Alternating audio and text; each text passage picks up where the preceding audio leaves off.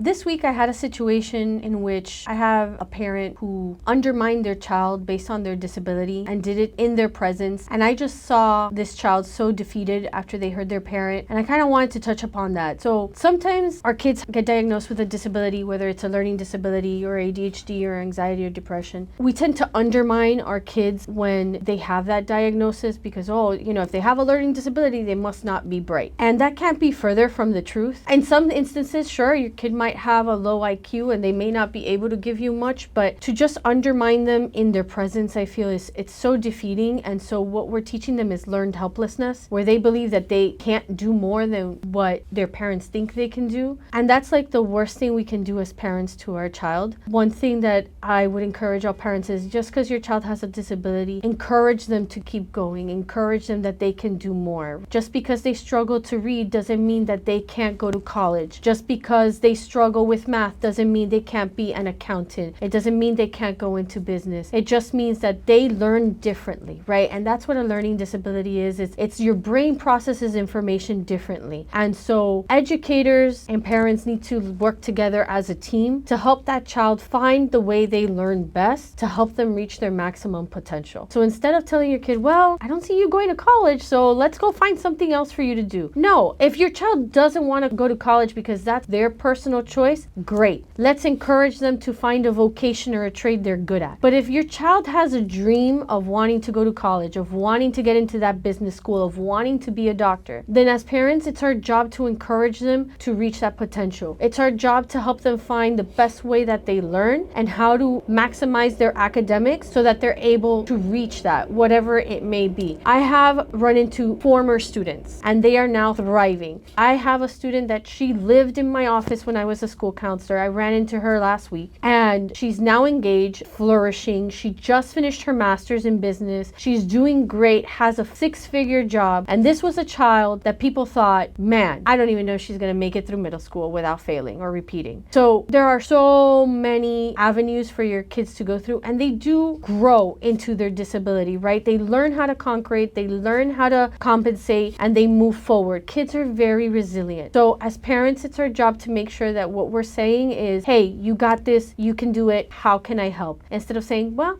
sucks to be you, let's find something else for you to do. So that's my 2 cents for the day, guys. So if you have any concerns about your child having a learning disability or any other potential diagnosis that may be affecting their academics or just their overall social life or life at home, you guys can reach out to SOMI Counseling, and we're happy to give you and talk you through the testing process and see how it works and get your child tested so that you and your child can have answers.